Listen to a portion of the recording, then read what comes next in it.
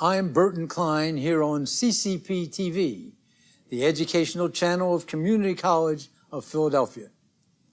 Today, ladies and gentlemen, the presentation will deal with obsessive compulsive behavior and related items. You know, there's documentation I have in front of me here that says in America there are 57.7 million people suffer from obsessive compulsive behavior. I don't know how they ever got that figure.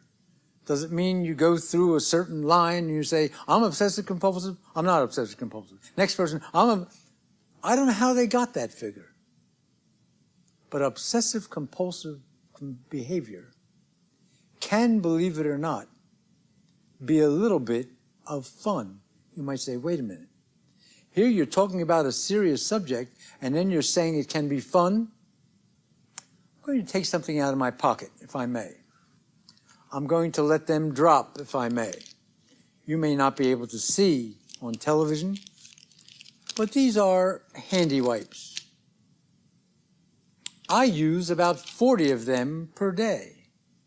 I open them, wipe my hands, discard them. Is that an attribute of obsessive compulsive behavior?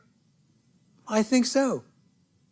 Do I make fun of myself for doing it? I think so. And in dealing with this subject before and studying it as I have, and I don't know whether there are 57.7 million United States people with this behavior or not, the people that I've been with who have some form of excessive compulsive behavior, whether it's using handy wipes all day long for sanitary reasons or other things, I have, if I may, taught them to make fun of themselves. Because in reality, that's the only way that one can get around feeling the stress that obsessive compulsive behavior might create. One can find this out computer-wise or otherwise. There are about 7 to 8 million people, 7 million people to 800 million. No, let me start again. 7 million people to 8 million people per year who go to obsessive compulsive conventions. They feel a need to go to these conventions because of their behavior that they feel is untoward in some way. Handy wipes, mild. But what about the person that you might have seen on 60 Minutes some 8 years ago, maybe it was 10 years ago?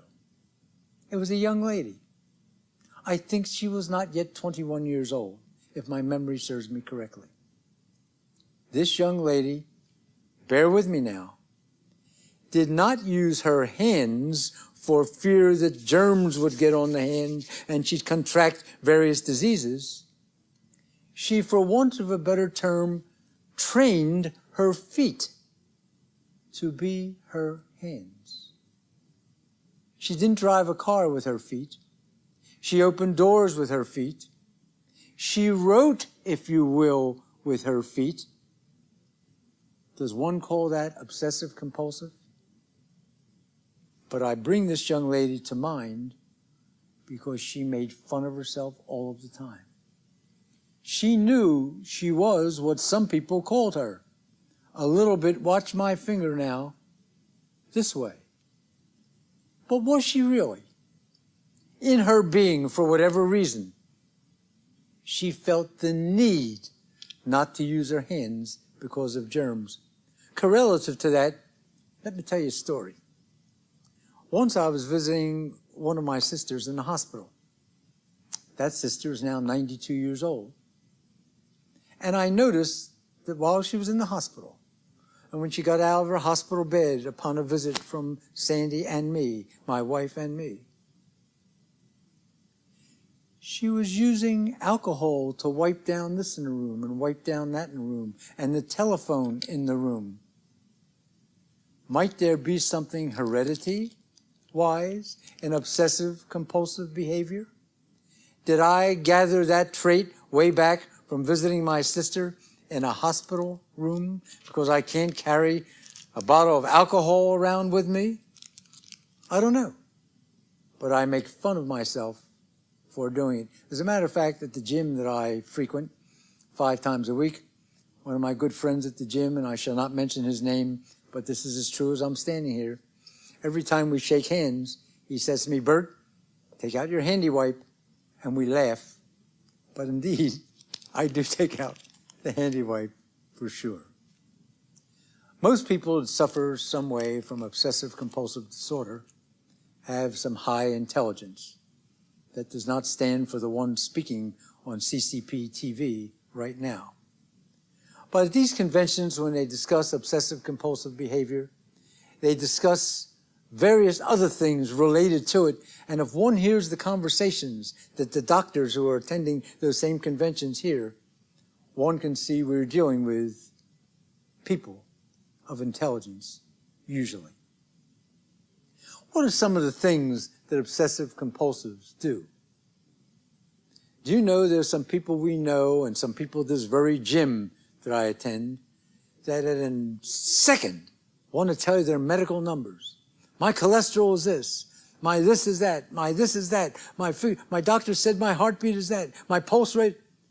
Medical numbers. People are obsessed with it. Compulsively obsessed with knowing their numbers all the time. Does that help their health? I don't know. If they can make fun of themselves a little bit, maybe it will. But medical numbers. And then there are people who want everything straight. Everything must be in a straight line. My goodness, you put down something on a counter and it goes to the side for a moment. Oh my goodness. And they go over and they change it. Everything must be straight. And wait a minute. As I go over some of these things, you're going to say, hey, I didn't know I was obsessive compulsive. Maybe I belong in that 57.7 million Americans, or maybe that would balloon the figure. Because do you ever check so many times to see that the door is locked? You leave your home or leave your apartment, and you lock the door and you try the knob, and you walk halfway down the hallway or halfway down the steps. Oops! I better go back and check it again. How about when you do this to the car? Beep, beep, beep, beep. Supposed to lock the doors of the car, and it does. But what do obsessive compulsives do? They not only go back and pull the handle of the car door again, but they beep, beep, beep, beep again to make sure that the car is locked. Some people love to make lists. I have a list in front of me here. I'm going to hold it up to the screen. You might not be able to read it, and that's all right. My darling wife and I go away a lot. And before going away, there are various things that have to be done. We live in an apartment. We want to make sure the water is off, and the lights are off, and those doors are locked, and the heater air conditioning is off, and we have our pills with us that we need for the trip. And the coffee maker is disconnected and it's clean. And there's nothing in the dishwasher. It too is clean. Want to know something? This is a list of mine and a list of a friend of mine. A permanent list that is kept to do all these things. Turn the water off and check the lights and check the air conditioning and check to see the doors are locked. Obsessive compulsive to have a list? Maybe. But this friend of mine and the one speaking on this community college channel, we make fun of ourselves. Why not? Are we harming anybody? I don't think so. What about someone who doesn't like a certain number? If one were to say the number 3, my goodness, don't say the number 3. Oh my goodness. Why might that be? Maybe it was 3 years ago that a loved member of a family died. Maybe it was at age 3 that there was a terrible automobile accident in the family. There are others who don't like a certain color. They're obsessed with it, compulsively obsessed with it. I don't like red. You know why I don't like red? You know, in a bullfight, and I'm against bullfighting, by the way, particularly with what happens afterward many times to the animal, but a red flag, a red whatever it is that they hold up in front of the bull, because red incites the bull. Some people who break the law don't like red because you remember the time when police cars used to be red? So red sometimes is a color that people do not like. Don't like colors. Don't like numbers. And what about those who are always counting objects? Oh my goodness. Everything has to be counted. Everything. Let us say that someone buys a box of toothpicks. And let us say that box of toothpicks has within the box of toothpicks 500 toothpicks. I don't know how many a box of toothpicks has.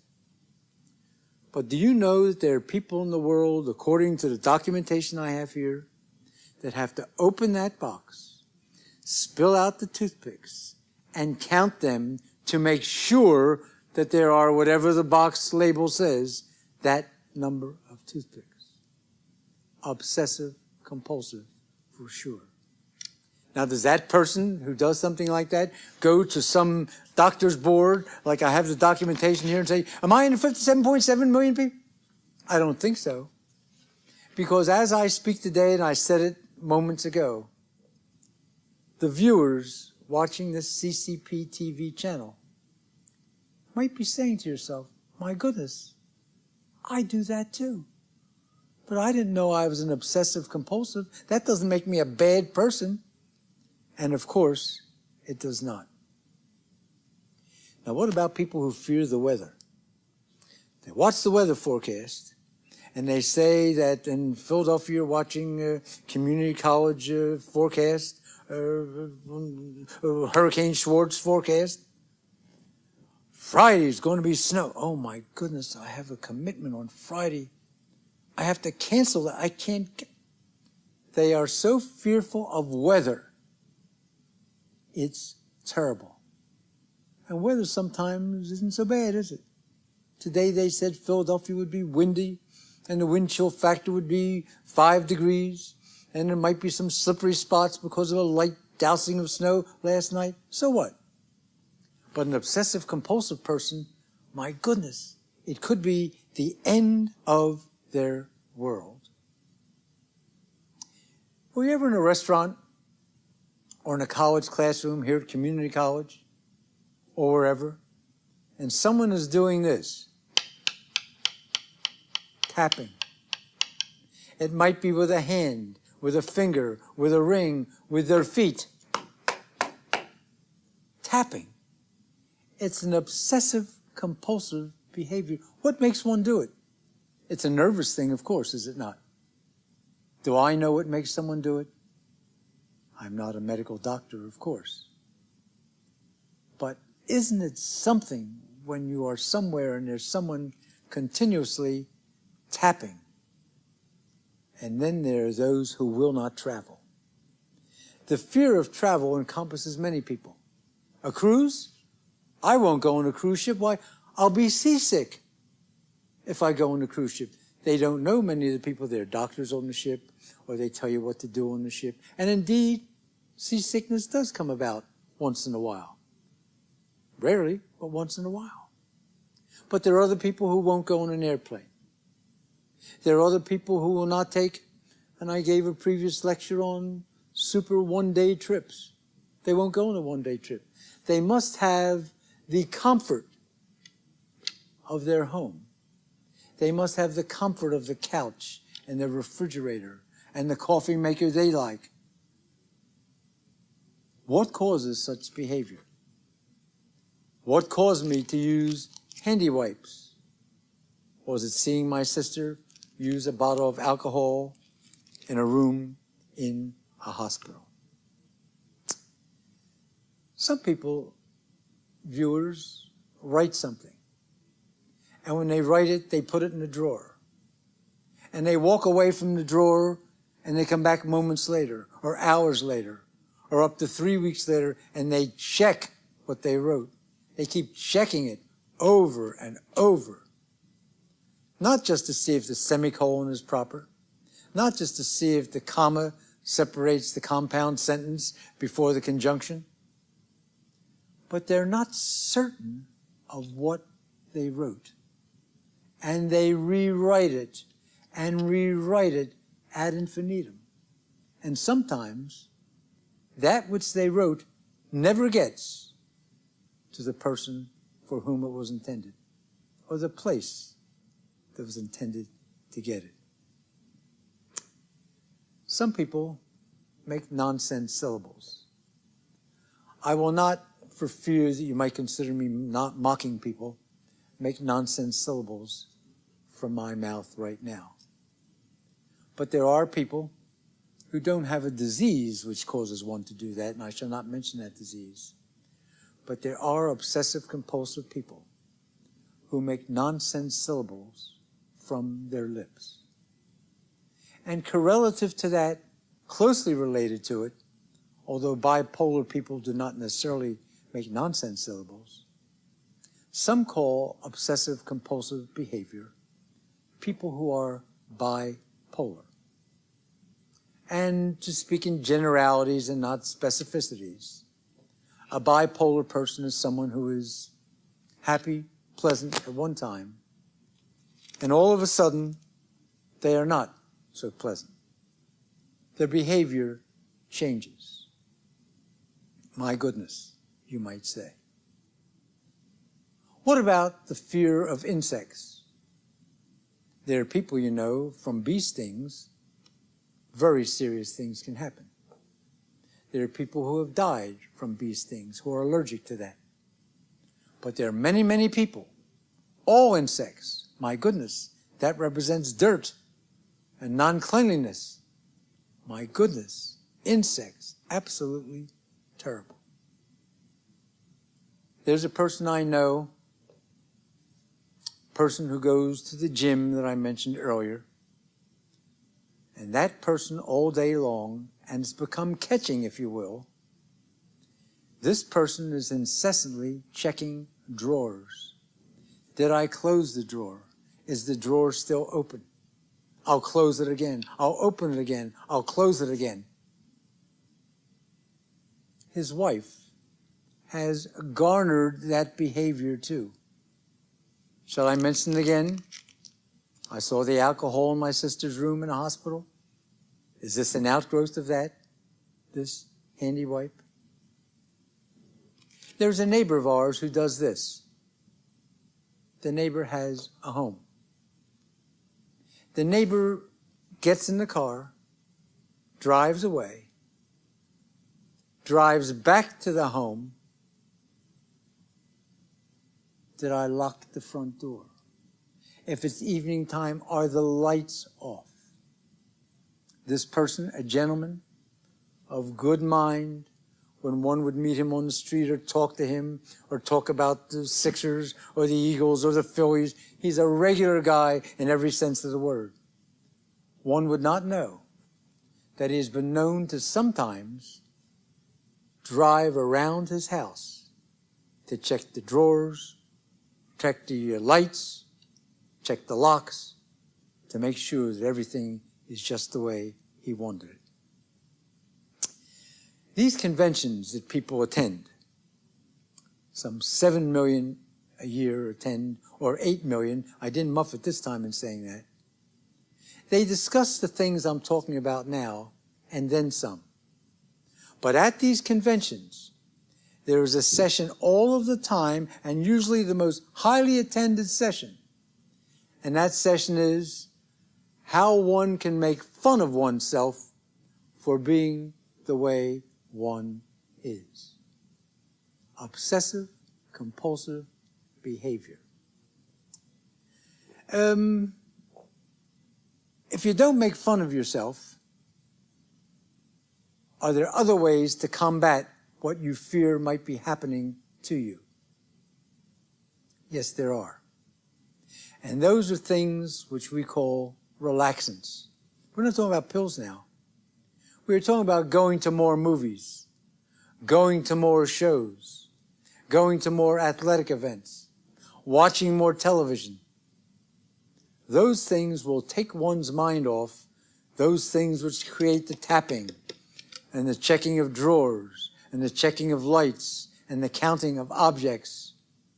My goodness. The lists that people make. We know a person, and this is a lady. This person is a college professor. Did not teach at the wonderful Community College of Philadelphia, but taught at the college where I was previously affiliated. This person daily made a list of not just what to do to close up the home or the apartment, but made a list looking ahead on her calendar of hundreds of items. Hundreds of items. What mall she wanted to go to, when she wanted to buy a coat, when she wanted to have the car checked, when she wanted to visit that doctor to have the cholesterol. Hundreds of items. But now let's laugh at something else. Would Scotch-Brite allow me to bring something to mind? You've seen Scotch-Brite in the market, have you not? Scotch-Brite, the little things that, scrubbies that make things clean. This one says Scotch-Brite Rescue Soap Pads. Scotch-Brite Rescue Soap Pads. We know some people that do something. These people have an aluminum sink in their house or their apartment. And they take this Scotch-Brite Rescue Soap Pads because it is soap on one side and a little rough. And they shine that sink before they dry it. So one can take one's face and look into that sink. And my goodness, it's almost like a mirror. Then there are people who are obsessed with trash. Trash, you might say? Not only is the trash put in a plastic bag and thrown down a chute or put into a can for the wonderful trash men to take away to keep the area clean, but there are people, according to the documentation here, that actually take their trash and make sure it is neatly placed inside whatever receptacle it is. It must be placed a certain way. My goodness. That person has to watch more television. They have to go to more shows. They have to have fun to get away from that obsessive, compulsive behavior.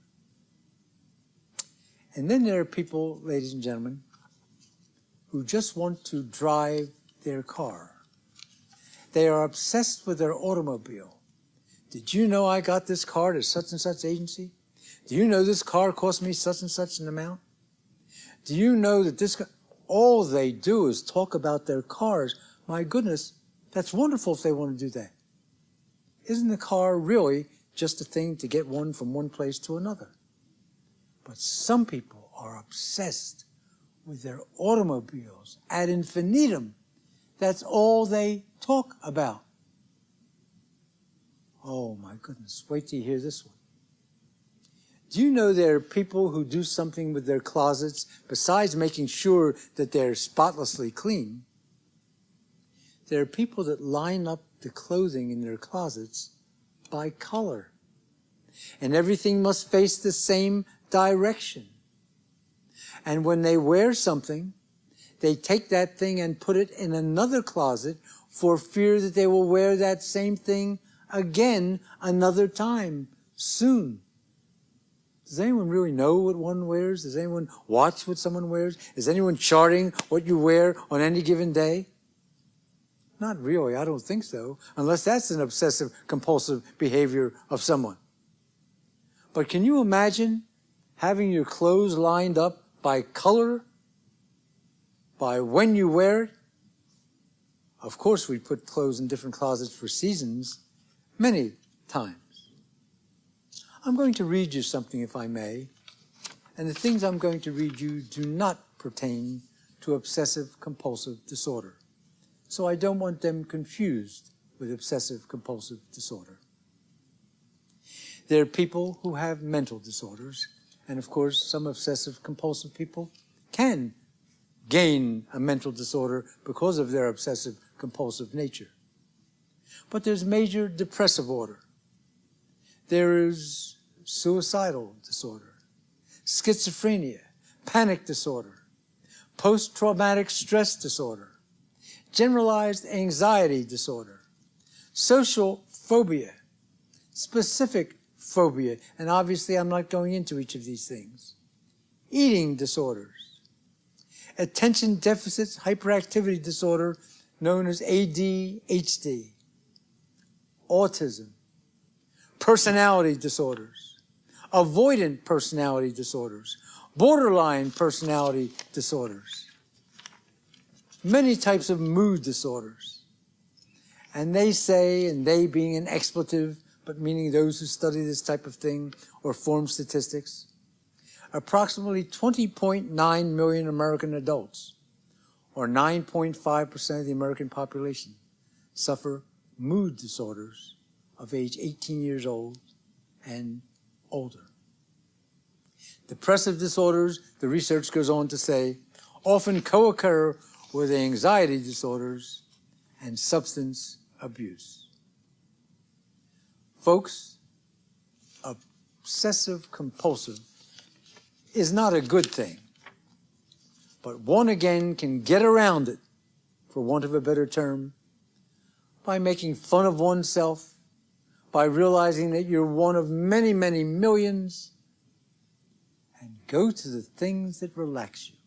I mention again the television, the movies, the shows. Oh yes, get in that car and go somewhere. Take a trip. Daydream once in a while. It's good for the health. I want to thank you so much for watching CCP TV, the educational channel of Community College of Philadelphia. That's all the time we have for today. Hope to see you next time. Bye-bye.